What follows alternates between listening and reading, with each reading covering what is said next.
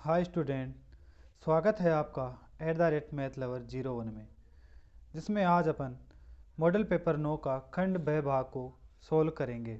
इससे पहले मैंने खंड ए भाग को सोल्व करके डाल दिया है, जिसको आप @mathlover01 की प्लेलिस्ट में देख सकते हैं। बहुत ही इजी तरीके से मैंने इन प्रश्नों को सोल्व किया है, जिससे आप इससे मैथ के इन क्वेश्चनों को सीख सकते हैं और एग्ज़ाम में अच्छे नंबर लाकर पास हो सकते हैं। अब अपन खंड ब भाग को सोल्व करते हैं, जिसमें अपने पास पहला प्रश्न दिया हुआ है कि सिद्ध कीजिए कि 6 प्लस √2 एक अपरिमेय संख्या है। क्या क्वेश्चन दिया हुआ है कि सिद्ध कीजिए कि 6 प्लस √2 एक अपरिमेय संख्या है। तो इसको क्या करना है, अपने को सिद्ध करना है। तो सिद्ध कैसे करेंगे? सबसे पहले जो ये नंबर दिया हुआ था वो एक क्या अपरिमेय संख्या है, तो इसको अपने को एक पहले परिमेय संख्या मानते हुए इन प्रश्नों को सोल्व करना होता है। तो अपन मानते हैं कि माना 6 प्लस √2 एक परिमेय संख्या है। क्या है? 6 प्लस √2 एक परिमेय संख्या है। इसको अपरिमेय संख्या सिद्ध करने से पहले इसको एक 6 प्लस √2 को परिमेय संख्या मानते हुए इसको हल करना है। अतः AC सह अभाज्य संख्याएं, मतलब AC सहभाज्य संख्याएं क्या होती हैं? जिनका गुणनखंड क्या हो? एक ही हो, वो क्या होती हैं? सहभाज्य संख्याएं होती हैं। संख्याएं A और B, जहां B बराबर नहीं होना चाहिए किसके? 0 के बराबर नहीं होना चाहिए। ज्ञात कर सकते हैं, ज्ञात कर सकते हैं। तो क्या होगा कि माना 6 प्लस √2 एक परिमेय संख्या है, अतः हम ऐसी सहभाज्य संख्याएं A और B नॉट इक्वल टू 0 ज्ञात कर सकते हैं। यहाँ क्या आएगा? हम। तो 6 प्लस √2 बराबर क्या होगा? A बटे में 20 को मान लेते हैं, जो क्या है? एक परिमेय संख्या है, जहाँ पे अपने को पता है कि B किसके बराबर नहीं होना चाहिए? 0 के बराबर नहीं होगा। या इसको कैसे लिख सकते हैं अपन? इस 6 का पक्षांतरण कर देंगे बराबर के उधर, तो ये प्लस का है तो किसका हो जाएगा? माइनस का। तो √2 बराबर A बटे में B माइनस 6, ये हो गया। अब इसको कैसे लिख सकते हैं? इसका लघुत्तम लेके भी लिख सकते हैं। तो √2 बराबर A माइनस 6B बटे में B, इसका क्या आ गया?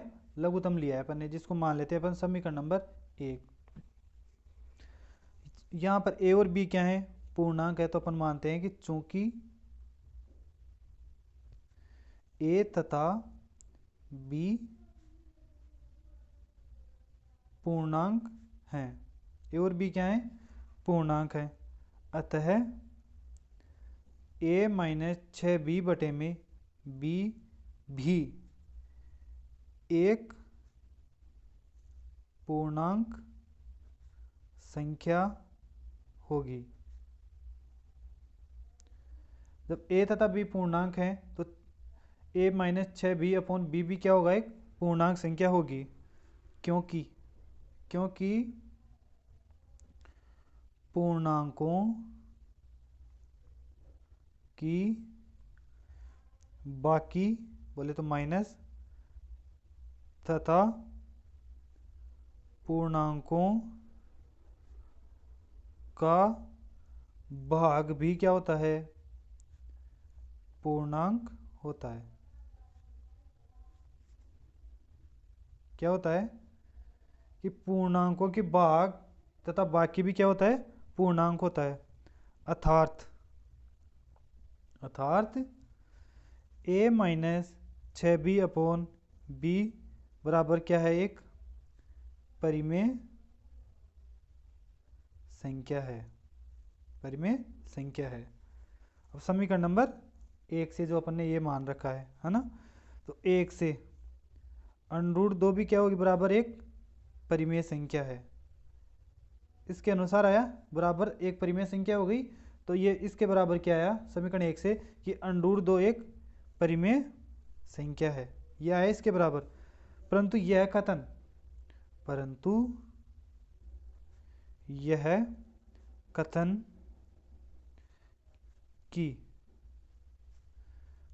कथन है कि √2 एक अपरिमेय संख्या होती है। √2 क्या होती है? एक अपरिमेय संख्या होती है।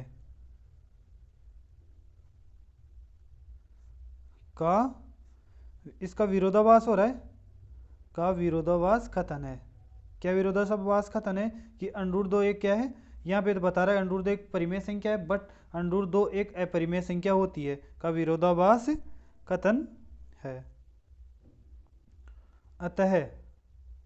अतः हमारी कल्पना क्या थी?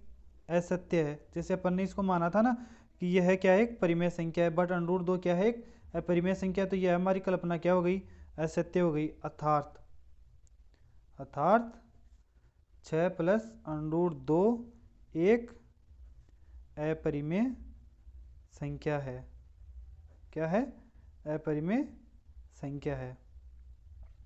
कि अपन ने माना कि 6 प्लस √2 एक परिमेय संख्या है, अतः हम ऐसी सहभाज्य संख्या a और b ज्ञात कर सकते हैं जहां b बराबर क्या नहीं होगा? 0 नहीं होगा। 6 प्लस √2 बराबर a बटे में b। या इसको कैसे लिख सकते हैं? इस 6 को बराबर के उधर लेके जाएं तो √2 बराबर a बटे में b माइनस 6। √2 बराबर आएगा अपने पास a minus 6 b upon b। यहाँ पे अपन ने क्या ले लिया? इसका लघुत्तम ले लिया। इसको अपन ने समीकरण नाम 1 दे दिया, क्योंकि a तथा b क्या है? यहाँ पे पूर्णांक है। अतः a minus 6 b upon b भी क्या होगा? पूर्णांक संख्या होगी, क्योंकि पूर्णांकों की बाकी तथा पूर्णांकों का भाग भी क्या होता है? पूर्णांक होता है। अर्थात a minus 6 b upon b एक क्या होगी? परिमेय संख्या है। अब चूंकि समीकरण नंबर 1 से कि √2 एक क्या है? परिमेय संख्या है, इसका मान आया, तो यहाँ रखेंगे तो √2 क्या होगी? एक परिमेय संख्या है। परंतु यह कथन कि √2 एक क्या है? अपरिमेय संख्या होती है। अपने को पता है √2 क्या होती है? एक अपरिमेय संख्या होती है। इसका विरोधाभास हो रहा है कि √2 एक परिमेय संख्या है। अतः हमारी कल्पना क्या थी? असत्य थी, जो अपन ने माना था कि 6 प्लस √2 क्या है? एक परिमेय संख्या है। अर्थात 6 प्लस √2 क्या होगी? एक अपरिमेय संख्या होगी। नेक्स्ट प्रश्न है प्रश्न नंबर 5 कि यदि बहुपद ax² माइनस 6x माइनस 6 के शून्यांकों का गुणनफल कितना है? 6 हो तो a का मान ज्ञात करना है अपने को। अपने पास समीकरण दिया हुआ है कि ax² माइनस 6x माइनस 6 बराबर 0 होता है ना। इसका गुणनफल दिया हुआ है, तो अपन शून्यांक मान सकते हैं, एल्फा व बीटा मान सकते हैं, दो शून्यांक। तो इनका गुणनफल, शून्यांकों का गुणनफल क्या होता है? कि एल्फा बीटा बराबर c अपॉन a, यही होता है। तो अपने पास c का मान दे रखा है क्या? माइनस का 6 अपॉन 1, यहाँ पे इसका मान दे नहीं रखा, तो अपॉन a बराबर में क्या दे रखा है? कि गुणनफल कितना है? 6 है ना। तो अब इनका क्या कर सकते हैं? वज्र गुणा करेंगे, तो माइनस का 6 बटे में 6 बराबर क्या आएगा? a।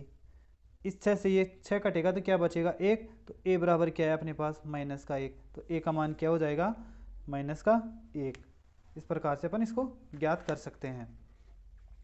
नेक्स्ट प्रश्न है अपने पास कि प्रश्न नंबर 6, निम्न समीकरणों को प्रतिस्थापन विधि से हल करना है अपने को कि 2x प्लस वाई बराबर 13, 5x माइनस 3y बराबर क्या है?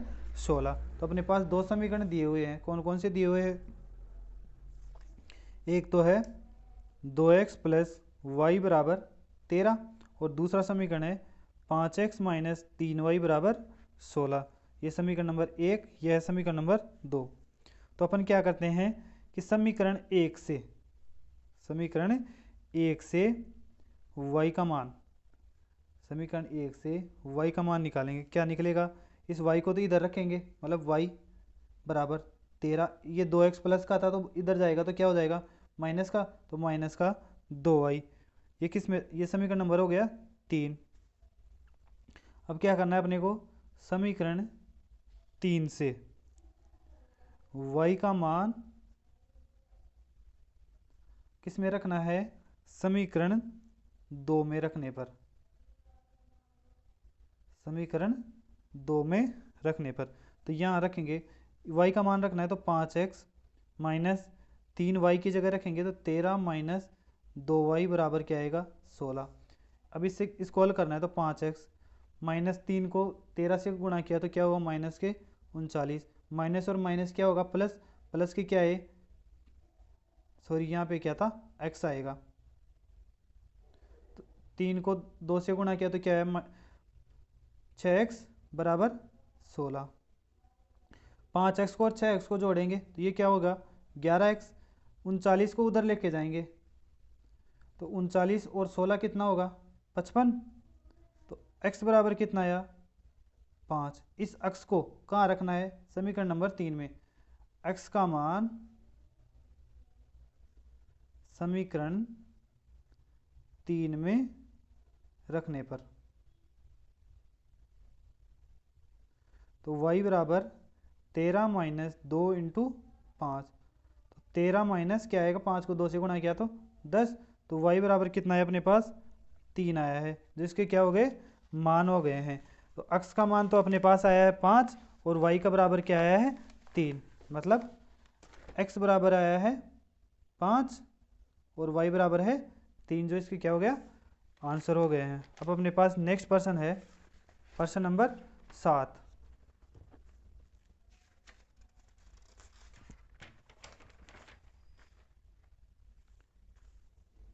प्रश्न नंबर 7 दे रखा है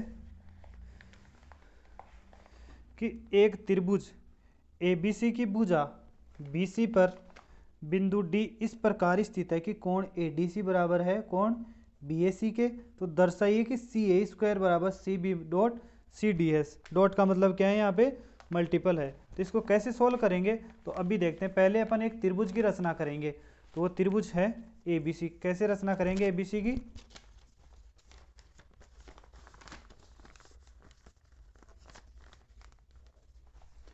अपने पास जैसे अपन ने एक ये त्रिभुज बनाया है, इसकी रचना भी करनी है। ये हो गया ABC। इसमें बता रखा है कि भुजा BC पर बिंदु D इस प्रकार स्थित है। मतलब D इस प्रकार स्थित है, जैसे यहाँ पे हो गया D, ये हो गया D कि ADC मतलब ADC बराबर BAC, ये दोनों कोण क्या होंगे बराबर होंगे। क्या क्या होंगे BAC मतलब ये वाला कोण पूरा और ADC ये दोनों कोण क्या होंगे बराबर होंगे। तो दर्शाइए कि CA स्क्वायर बराबर क्या होगा CB डॉट CD है। तो अपने पास इसकी रचना करेंगे। तो कैसे रचना करेंगे इसकी, पहले अपने को क्या लिखना होता है दिया है। तो दिया है क्या है कि दिया है कि त्रिभुज ABC की भुजा BC पर एक बिंदु कौन सा है एक बिंदु D इस प्रकार स्थित है कि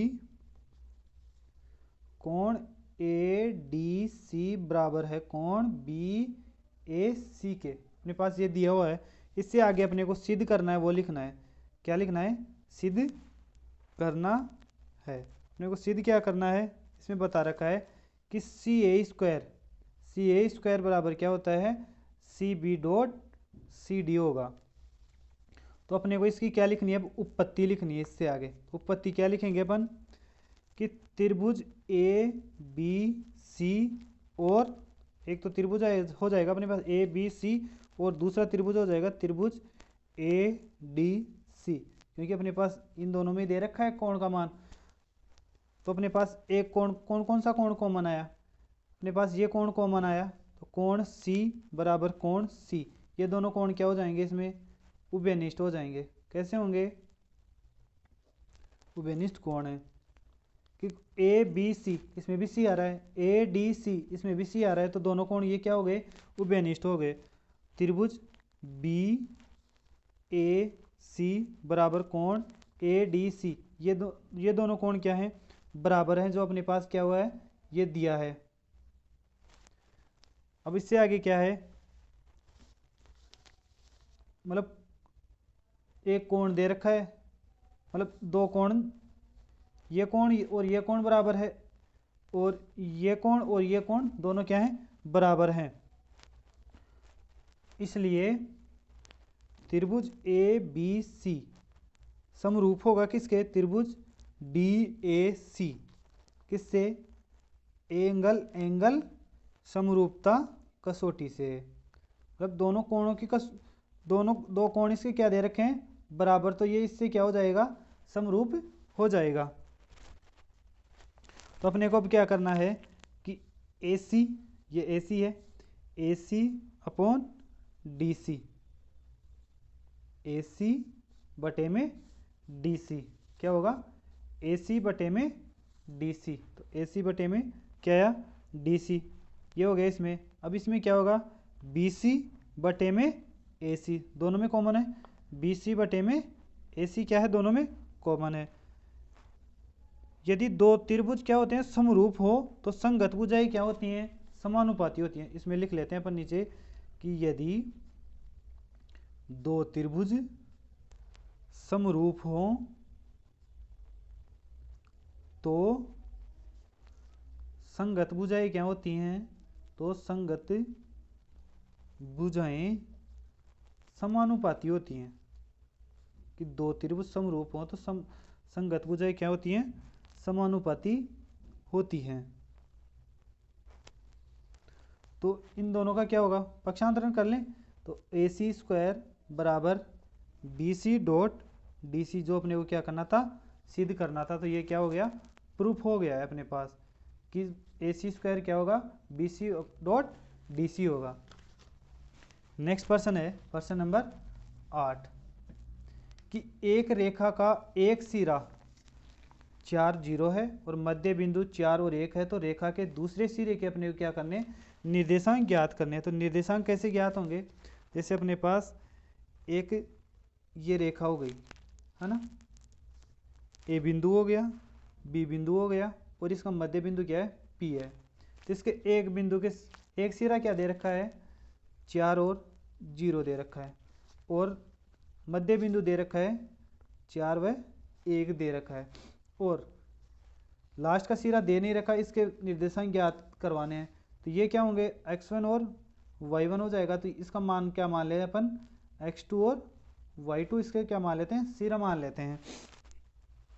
तो अपने को मध्य बिंदु दे रखा है, मध्य बिंदु है x का मान और ये y का मान मान लेते हैं अपन, x1 y1 x2 y2, और ये हैं x और y के मान। तो मध्य बिंदु इसका मान कैसे ज्ञात करेंगे, जो मध्य बिंदु है उसको तो x का मान निकालते हैं कैसे, कि मध्य बिंदु के निर्देशांक कैसे निकालते हैं, x बराबर x1 प्लस x2 बटे में 2 ये होता है, और y का निकलता है y1 प्लस y2 बटे में 2। तो x बराबर क्या दे रखा है अपने पास 4, x1 का मान है 4 और x2 का मान अपने को निकालना है बटे में 2, ये हो जाएगा। और y का निकलेगा, y बराबर है 1 और y1 का मान है 0 प्लस y2 बटे में 2। पक्षांतरण के द्वारा इसको हल करेंगे, ये इससे क्या होगा, गुणा होगा, तो 4 को 2 से गुणा किया तो 8 बराबर 4 प्लस x2। तो ये 4 बराबर के उधर है, प्लस का है तो इधर आएगा, तो माइनस का, तो 8 में से 4 को घटाएंगे तो 4, तो x2 का मान क्या है अपने पास 4, और इधर से क्या निकालेंगे y2 का मान, ये इसका क्या होगा पक्षांतरण, तो 2 बराबर क्या आएगा y2।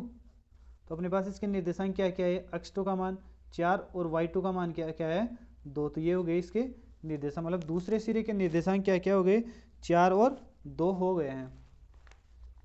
नेक्स्ट प्रश्न है प्रश्न नंबर 9, यदि साइन ए बराबर 3/5 हो तो कोस ए और कोस ए के ज्ञात करने हैं। कि साइन ए बराबर है 3/5 दे रखा है, तो अपने को क्या ज्ञात करना है, कोस ए और कोसेक ए, मतलब तीनों में क्या दे रखा है, कोस ए और कोसेक ए, तीनों में क्या दे रखा है, एंगल तो सेम दे रखा है। तो यहाँ पे साइन अपने पास वो होता है लाल बटे में कक्का होता है, यही होता है, ये साइन का होता है, ये कोस का होता है, ये टेन का होता है, ये कोट का होता है, ये सेक का होता है, और ये कोसेक का होता है, इस अनुसार चलता है। तो साइन की क्या क्या है, लंब बटे में आधार, तो ये अपने पास लंब बटे में करण दे रखा है ना, ये साइन के होते हैं। अपने को क्या ज्ञात करना है, आधार ज्ञात करना है। तो आधार कैसे ज्ञात करते हैं कि करण का तो स्क्वायर करना है और लंब का क्या करेंगे, स्क्वायर करेंगे। इन दोनों करण स्क्वायर में से लंब स्क्वायर को घटा देंगे और इसका क्या करना है, वर्गमूल करना है। तो ए बराबर क्या आएगा अपने पास, 5 को स्क्वायर करेंगे, करण है तो 5 का स्क्वायर हो गया 25, माइनस लंब का स्क्वायर करेंगे तो 3 का स्क्वायर होगा 9। तो ए बराबर क्या आएगा, 25 में से 9 को घटाए तो 16। तो ए बराबर क्या आया, 16 का वर्गमूल क्या होता है, 4। तो कोस ए बराबर क्या होता है, जैसे इसमें दे रखा है कोस ए आधार बटे में करण होता है। तो आधार का मान क्या है, 4, और करण का मान कितना है अपने पास, 5। तो कोस ए का मान आया 4 बटे में 5। और दूसरा दे रखा है कोसेक ए, तो कोसेक ए मतलब कोसेक ए ये करण बटे में लंब है। तो क्या आएगा, करण बटे में लंब। करण का मान कितना दे रखा है अपने पास, 5, और लंब का मान कितना दे रखा है, 3। तो कोसेक ए का मान कितना है, 5 बटे में 3। इस प्रकार ये क्वेश्चन हल हो जाएगा कि अपने पास इसमें किस किस का मान दे रखा है, लंब बटे में और करण का मान दे रखा है। तो आधार का मान ज्ञात करेंगे, आधार का मान होगा 4। और कोस ए बराबर क्या होता है, आधार बटे में करण, तो आधार का मान 4 है, करण का मान है 5। कोसेक ए में क्या होता है, करण बटे में लंब, तो करण का मान है 5 और लंब का मान कितना है, 3। तो ये हो जाएगा कोसेक ए का मान 5 बटे में 3। नेक्स्ट प्रश्न है कि क्षैतिज तल पर क्या दे रखा है, कि क्षैतिज तल पर स्थित मीनार ऊर्ध्वाधर खड़ी है और उसके शिखर पर 7 मीटर लंबाई का एक ध्वज दंड लगा है। तल पर स्थित किसी बिंदु से ध्वज दंड के आधार और ऊपरी सिरे के उन्नयन कोण क्रमशः 30 डिग्री और 45 डिग्री है। तो मीनार की ऊंचाई अपने को क्या करना है, ज्ञात करना है। यदि यह वीडियो आपको अच्छा लग रहा हो, समझ में आ रहा हो, तो वीडियो को लाइक करें और चैनल को सब्सक्राइब भी करें और अपने दोस्तों के पास भी शेयर करें, जिससे उनको भी इसका फ़ायदा मिल सके और वो भी बोर्ड परीक्षा में अच्छे नंबर लाकर पास हो सकें और वो भी अच्छे नंबर लाएं। तो अपने पास नेक्स्ट प्रश्न है प्रश्न नंबर 10, जिसमें दे रखा है क्षैतिज तल पर स्थित एक मीनार ऊर्ध्वाधर क्या है, खड़ी है। जैसे अपने पास ये क्या है, मीनार है, ये क्या है, यहाँ से खड़ी है ना। इसके ऊपर क्या दे रखा है कि उसके शिखर पर 7 मीटर लंबाई का, ये इसके शिखर पर क्या है, एक 7 मीटर लंबाई का क्या है, एक ध्वज दंड लगा है। क्या लगा है, ध्वज दंड लगा है इसको, है ना। और तल पर स्थित किसी बिंदु से ध्वज दंड के आधार, मतलब किसी बिंदु है ये आधार और ऊपरी सिरे, मतलब एक तो है आधार का और एक है ऊपरी सिरे का। इसको क्या लगाना है, बिल्कुल सीधा लगाना है ना। इनके क्या क्या दे रखे हैं, एंगल बता रखा है। तो आधार और ऊपरी, आधार का तो कितना दे रखा है, 30 डिग्री, और ऊपरी सिरे का उन्नयन कोण कितना है, ये 45 डिग्री है। तो इसमें ये मान लेते हैं अपन ए बिंदु, ये बी बिंदु, ये सी बिंदु, और इसको मान लेते हैं अपन डी बिंदु। तो अपने पास सी डी ये हो गया सी डी का मान कितना दे रखा है, 7 मीटर लंबा दे रखा है। बी सी का और ए बी का मान अपने को क्या नहीं दे रखा, दे नहीं रखा है। तो अपन पहले कौन सा त्रिभुज ले लें, त्रिभुज ए बी डी, ये त्रिभुज ले लेते हैं। ये त्रिभुज ए बी डी में है ना, ए बी डी से।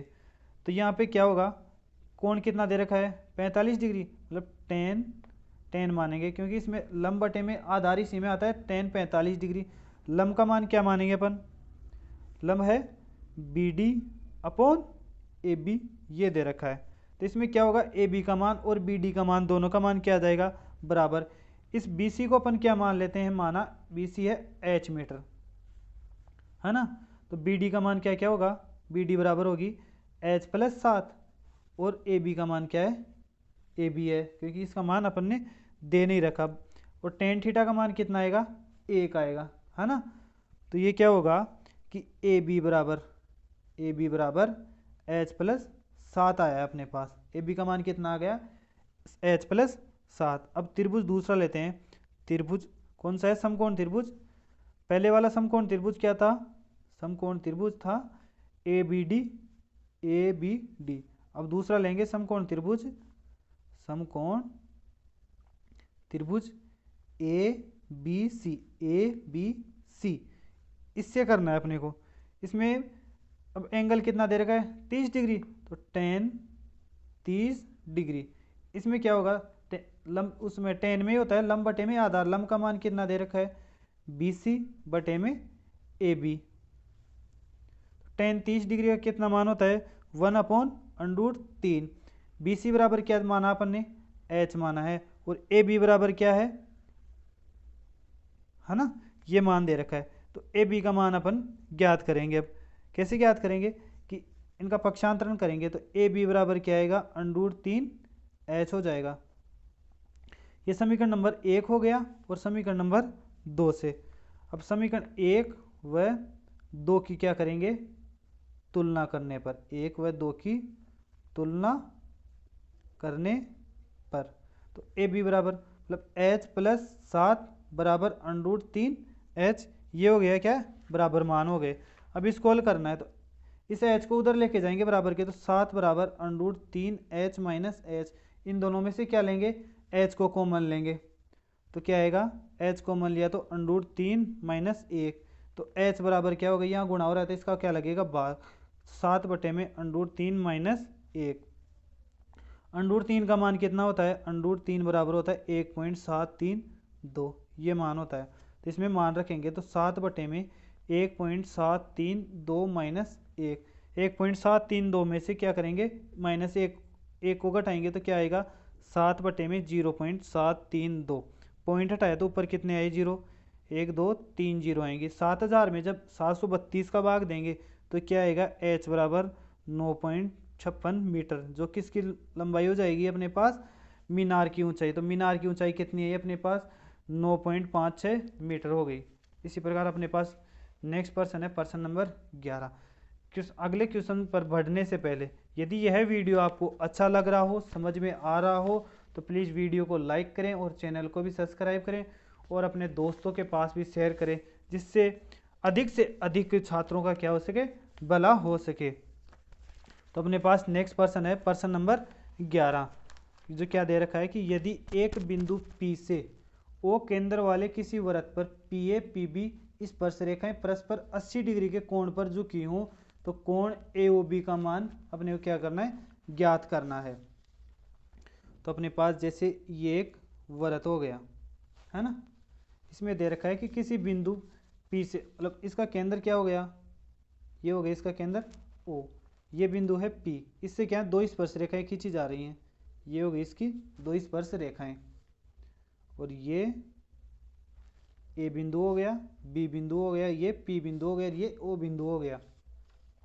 तो जहां पे PA और PB स्पर्श रेखाएं 80 डिग्री के कोण पर क्या है झुकी हुई हैं, तो ये क्या है 80 डिग्री के कोण पर झुकी हुई हैं। तो इसमें पूछ रहा है कि झुकी हुई हो तो कोण AOB का मान ज्ञात करो, मतलब कोण AO और B का मान ज्ञात करना है, मतलब अपने को इस कोण का मान ज्ञात करना है ना। तो चतुर्भुज में क्या होता है, ये चतुर्भुज बन गया अपने पास AOBP है ना। तो इसमें क्या होता है कि जो आमने सामने के कोण होते हैं उन दोनों का योग कितना होता है 180 डिग्री होता है। मतलब चतुर्भुज होता है, चतुर्भुज में आमने सामने के कोणों का योग होता है, वो कितना होता है 180 डिग्री होता है ना।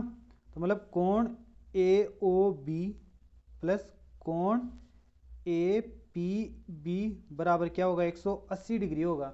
तो कोण AOB का मान तो अपने को ज्ञात करना है, प्लस APB का मान दे रखा है 80 डिग्री, तो बराबर हो गया 180 डिग्री है ना। तो कोण AOB जब ये प्लस का 80 डिग्री बराबर के उधर जाएगा तो घटेगा इसमें से, तो 180 में से 80 को घटाएंगे तो ये हो जाएगा अपने पास 100 डिग्री। तो कोण AOB का मान कितना आ गया 100 डिग्री। तो मतलब कोण AOB का मान कितना ही AOB का मान हो गया 100 डिग्री। मतलब चतुर्भुज में आमने सामने के जो कोण होते हैं उनका योग कितना होता है 180 डिग्री होता है, और चारों कोणों का योग का मान होता है वो होता है 360 डिग्री होता है।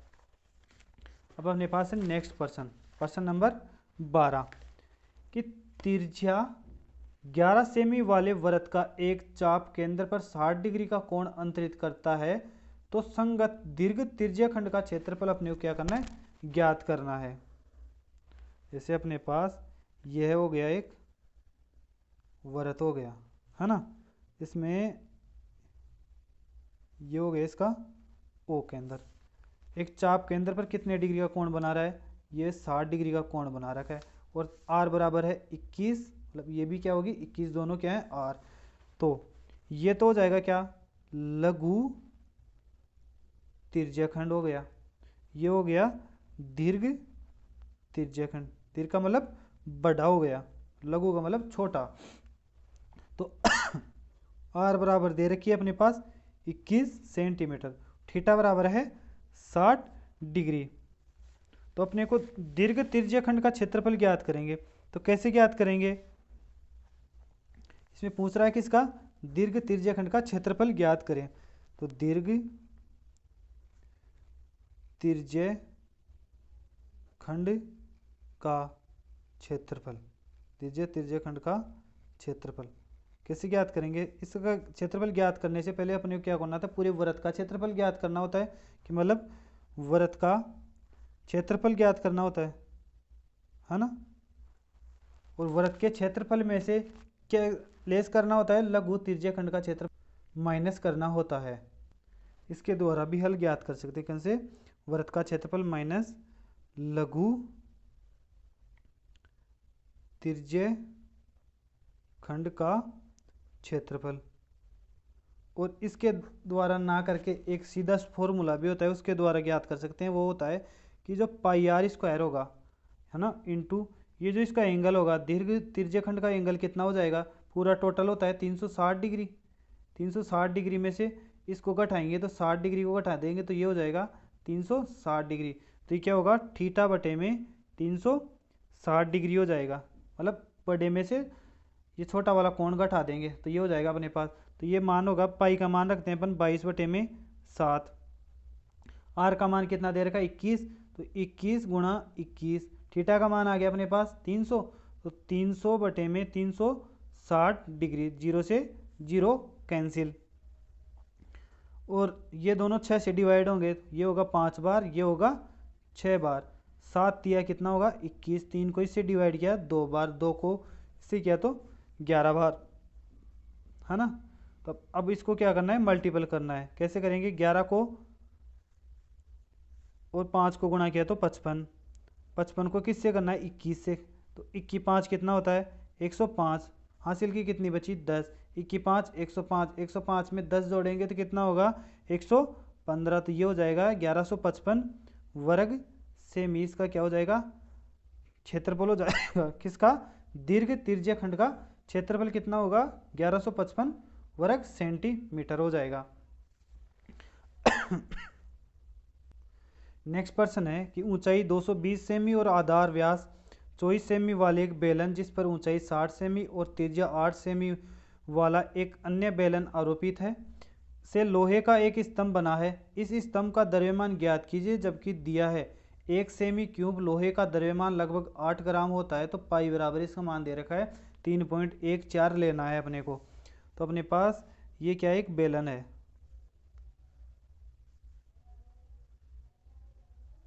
ये एक बेलन बना रखा है, इस बेलन के ऊपर एक और बेलन बना रखा है, इस बेलन के ऊपर क्या बना रखा है, एक और बेलन बना रखा है, जैसे ये हो गया इसका क्या, एक और बेलन।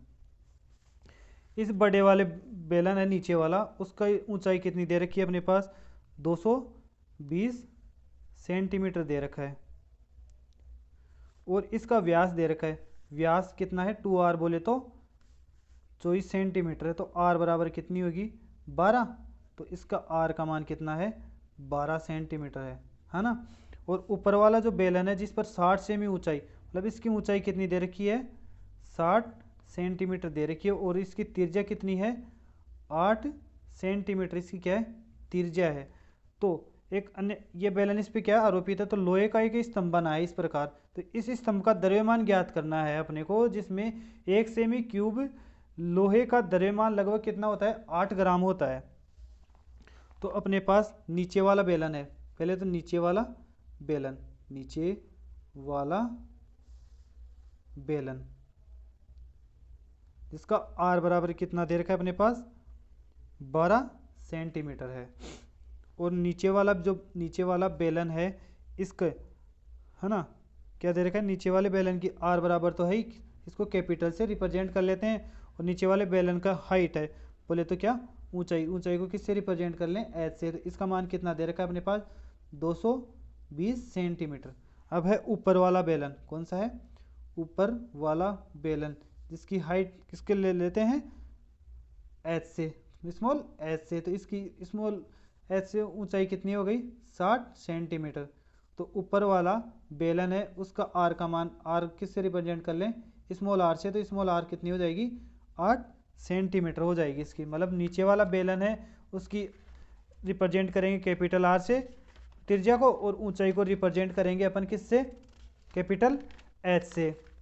और जो ऊपर वाला है उसको करेंगे उसकी त्रिज्या को स्मॉल आर से और ऊंचाई को स्मॉल आर से। तो अपने को इस स्तंभ का आयतन निकालना है। तो इस स्तंभ का आयतन कैसे निकालेंगे कि इस स्तंभ का आयतन, पहले तो क्या करेंगे नीचे वाला बेलन है ना उसका आयतन, नीचे वाले बेलन का आयतन प्लस ऊपर वाले बेलन का आयतन, तभी तो इस स्तंभ का आयतन निकलेगा, ऊपर वाले बेलन का आयतन। मतलब इस पूरे का क्या निकालना है अपने को आयतन निकालना है। तो नीचे वाले बेलन का आयतन निकालना पड़ेगा और ऊपर वाले बेलन का आयतन निकालेंगे तभी तो इस पूरे का निकलेगा। तो बेलन का आयतन का सूत्र क्या होता है पाई आर स्क्वायर एच। इसमें क्या लेना है कैपिटल लेना है दोनों को, क्योंकि अपन ने माना भी क्या है कैपिटल ही है। और नीचे वाले बेलन का आयतन तो ये इसको मानेंगे स्मॉल से, तो पाई आर स्क्वायर एच। और यहाँ दे रखा है पाई का मान कितना लेना है अपने को 3.14। तो 3.14, आर का मान कितना है 12 गुणा 12 गुणा 12, और एच का मान कितना दे रखा है 220 प्लस 3.14 इंटू आर का मान कितना दे रखा है इसमें 8, 8 गुणा 8, और एच का मान दे रखा है 60 सेंटीमीटर। जब इसको सोल्व करेंगे 220 गुणा 12 गुणा 12 इंटू 3.14, यहाँ पॉइंट हटाएंगे तो 2 जीरो, तो इन दो एक जीरो से तो एक जीरो, इसको सोल्व करेंगे तो इसका मान आएगा अपने पास 99,475.2 प्लस इसको सोल्व करेंगे तो इसका मान आएगा अपने पास 12,057.6। तो इस स्तंभ का आयतन कितना होगा अपने पास, इन दोनों को क्या करेंगे जोड़ देंगे। तो इस स्तंभ का आयतन बराबर क्या आएगा 1,11,532.8 सेमी क्यूब होगा। तो यहाँ दे रखा है 1 सेमी क्यूब का द्रव्यमान कितना दे रखा है अपने पास 8 ग्राम। तो 1,11,532.8 सेमी क्यूब का द्रव्यमान कितना होगा, तो बराबर क्या होगा 8 गुणा 1,11,532.8 को गुणा करेंगे तो कितना आएगा 8,92,262.4 ग्राम होगा, है ना। ये होगा इसका मान। तो केजी में रिप्रेजेंट करने के लिए क्या करेंगे इसमें 1000 का भाग लगेगा, है ना। तो कितना होगा 892.2624 केजी हो जाएगा। तो इस स्तंभ का द्रव्यमान कितना आया, इस स्तंभ का द्रव्यमान वो आया है 892.2624 केजी। किसका द्रव्यमान आया है, इस स्तंभ का द्रव्यमान आया है। तो इसमें क्या दे रखा है दो बेलन दे रखे हैं, ऊपर वाला बेलन और नीचे वाला बेलन। तो नीचे वाले बेलन की त्रिज्या को कैपिटल आर से और ऊंचाई को कैपिटल एस से, और ऊपर वाले बेलन की त्रिज्या को स्मॉल आर से और ऊंचाई को स्मॉल एच से रिप्रेजेंट करेंगे। तो इस स्तंभ का आयतन निकालने के लिए क्या करेंगे इन दोनों के आयतन को क्या करेंगे जोड़ना पड़ेगा। इन दोनों का आयतन निकालेंगे फिर इनको जोड़ेंगे। इसमें और अपने पास दे रखा है 1 सेमी क्यूब का द्रव्यमान 8 ग्राम है। तो जो भी अपने पास इस स्तंभ का आयतन आएगा उसको 8 से क्या करेंगे गुणा करेंगे, और इसका गुणा करने के बाद इसको अपन ने क्या कर लिया किलोग्राम में क्या कर लिया अपने को इसको रूपांतरित कर लिया है। तो 892.2624 केजी इसका क्या हो गया स्तंभ का द्रव्यमान हो गया। अपने पास इसका नेक्स्ट प्रश्न है, प्रश्न नंबर 14। यदि यह वीडियो आपको अच्छा लग रहा हो, समझ में आ रहा हो, तो इस वीडियो को प्लीज़ लाइक करें और चैनल को भी सब्सक्राइब करें और अपने दोस्तों के पास भी शेयर करें, जिससे उनको भी फ़ायदा मिल सके। और इसका अधिक से अधिक लोगों के पास शेयर करें, जिससे अधिक से अधिक लोगों को क्या मिल सके, इसका फ़ायदा मिल सके। तो नेक्स्ट प्रश्न है कि यदि निम्नलिखित बारंबारता बंटन का माध्य 7.5 हो तो पी का मान ज्ञात करो। तो अपने पास क्या क्या दे रखा है, एक्स का मान दे रखा है, तो एक्स का मान और एफ का मान दे रखा है। तो ये क्या क्या है, 3, 5, 7, 9, 11 और 13। एफ के मान है 6, 8, 15, पी 8 और 4। इन दोनों को क्या करना है, अपने को गुणा करना है, एक्स एफ को, इन मतलब एफ एक्स को गुणा करने हैं। तो ये क्या होगा, 6 गुणा 3 बराबर क्या होगा 18, 5 को 8 से किया तो 40, 15 को 7 से किया तो 105, 9 को पी से किया तो 9 पी, 11 को 8 से किया तो 88 और 13 को 4 से किया तो 52। अब इनका क्या करना है, अपने को टोटल करना है, बोले तो योग करना है। तो सिग्मा एफ आई, इसको एफ आई से रिप्रेजेंट कर लेते हैं, इसको एक्स आई और इसको एक्स आई। तो ये हो जाएगा सिग्मा एफ आई बराबर क्या है एन, इनका टोटल किया है तो 6 और 8 कितना होता है 14, 14 और 15 29, 29 और 8 कितना होता है 29 और 8 37, 37 और 4 41, 41 प्लस पी, तो क्या होगा 41 प्लस पी, इसका क्या हो जाएगा योग हो जाएगा। इनका टोटल करेंगे सिग्मा एफ आई एक्स आई, तो इसका टोटल होगा अपने पास 303 प्लस 9 पी, इसका क्या हो जाएगा टोटल हो जाएगा। अपने को इसकी क्या निकालनी है, अब बारंबारता बंटन के द्वारा इसका पी का मान ज्ञात करना है। तो समांतर माध्य क्या दे रखा है, बंटन का माध्य दे रखा है अपने पास। तो माध्य बराबर सूत्र क्या होता है, इस sigma F I x I upon sigma F I, जिसका मान दे रखा है अपने पास 7.5 दे रखा है। तो 7.5 बराबर ये मान दे रखा है ऊपर वाला 303 प्लस 9p और सिग्मा एफ आई का मान है 41 प्लस पी। इसका क्या करेंगे, वज्र गुणा के द्वारा हल करेंगे। तो ये हो जाएगा 7.5 गुणा 41 प्लस पी बराबर 303 प्लस 9p। 41 को 7.5 से गुणा करेंगे तो ये हो जाएगा 307.5 प्लस 7.5p बराबर 303 प्लस 9p। अब इसको हल करेंगे, 303 को इधर लाएंगे और 7.5 पी को उधर लेके जाएंगे तो अपने पास बचेगा 1.5 पी बराबर 4.5। जब पी का मान ज्ञात करने लिए 1.5 का 4.5 में भाग लगाएंगे तो ये हो जाएगा अपने पास मान आएगा पी बराबर 3, मतलब इस पी की जगह क्या आएगा 3 आएगा। तो इसका माध्य का सूत्र होता है sigma F I x I upon sigma F I, जो क्या होता है इसका समांतर माध्य का फॉर्मूला होता है। इसमें इसका मान रखेंगे तो अपने पास P बराबर क्या आएगा 3 आ जाएगा। तो अपने पास अब है नेक्स्ट प्रश्न जो दे रखा है कि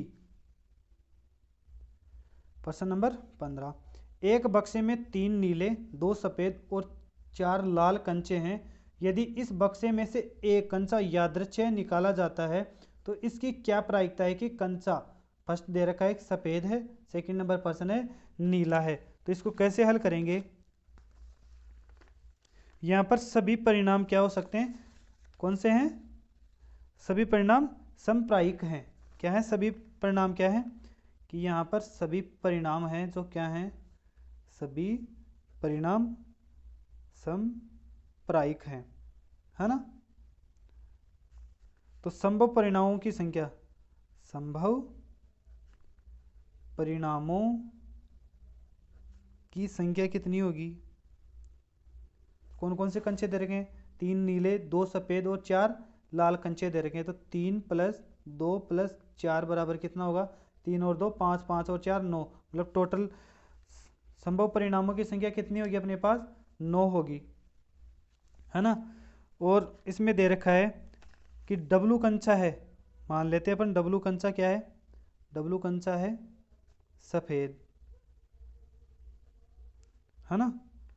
और बी कंचा है जिसको मान लेते हैं अपन नीला, और जो आर कंचा है उसको मान लेते हैं अपन लाल। इस प्रकार से अपन इन कंसों को नाम दे दिया है। तो पहला प्रश्न दे रखा है कि कंस क्या है, सफ़ेद। तो अपने को क्या दे रखना है कि घटना, घटना क्या है, W के अनुकूल, घटना A के अनुकूल परिणामों की संख्या। तो परिणामों की संख्या कितनी होगी, तो अपने पास W बराबर कंचा सफ़ेद, सफ़ेद कंचे कितने दे रखे हैं अपने पास, इसमें दे रखा है 2 कंचे। और नीले कंचे कितने दे रखे हैं, इसमें 3 नीले कंचे हैं। और आर कंचे मतलब लाल कंचे कितने दे रखे हैं, इसमें 4 दे रखे हैं। तो सब कुल घटना W के अनुकूल परिणामों की संख्या कितनी होगी अपने पास, 2 होगी, क्योंकि सफ़ेद कंचे कितने हैं, 2 हैं। तो अब इसका क्या निकालेंगे, प्रायिकता PW बराबर, W का मान क्या हो गया, सफ़ेद कंचे। तो यहाँ पे क्या आएगा, मतलब कुल अनुकूल परिणामों की संख्या तो होगी, वो तो होगी ऊपर, और जो कुल संभव परिणाम होंगे, तो संभव परिणाम कितने हैं, 9। तो नीचे क्या आएगा, 9। तो इसकी प्रायिकता क्या होगी, 2/9 हो जाएगी इसकी प्रायिकता। और इसी प्रकार अपने पास सेकंड प्रश्न है कि घटना, सेकंड प्रश्न में क्या पूछ रखा है, नीला। तो घटना B के अनुकूल परिणामों की संख्या। तो नीले वाले कंचे कितने हैं, 3। तो बराबर क्या होगा, 3। तो PB, तो B के अनुकूल परिणामों की संख्या तो है 3, और कुल संभव परिणामों की संख्या कितनी है, 9। तो ये क्या हो जाएगा, 1/3 हो जाएगा इसका आंसर। तो इस प्रकार से मतलब कुल संभव परिणामों की संख्या तो हो गई अपने पास 9। तो सफ़ेद कंचे हैं वो 2, नीले कंचे हैं 3, और लाल कंचे हैं 4। तो घटना W के अनुकूल परिणामों की संख्या, तो अनुकूल परिणामों की संख्या कितनी है, 2। तो प्रायिकता कैसे निकालते हैं कि जो अनुकूल परिणाम होते हैं उनको ऊपर लिखना होता है, वो जो कुल संभव परिणामों की संख्या होती है वो नीचे होती है। तो इसमें अनुकूल परिणाम कितने हैं, 2, और कुल संभव परिणाम है 9। इस प्रकार से इसकी प्रायिकता कितनी होगी, 2/9। घटना B के अनुकूल परिणामों की संख्या कितनी है, 3। तो 3/9 हो जाएगा, तो बराबर 1/3। इस प्रकार से अपन ने खंड ब भाग को हल कर लिया है। कल अपन खंड स भाग और द भाग को हल करेंगे। तो यदि यह वीडियो आपको अच्छा लगा हो, इसमें प्रश्न समझ में आए हों, तो इस वीडियो को लाइक करें और चैनल को सब्सक्राइब भी करें, और अपने दोस्तों के पास भी शेयर करें। और आपको यह वीडियो कैसा लगा है कमेंट करके भी बताएं। और अपन मिलते हैं अब नेक्स्ट भाग में, जिसमें अपन करेंगे स भाग को और द भाग को। तब तक के लिए धन्यवाद।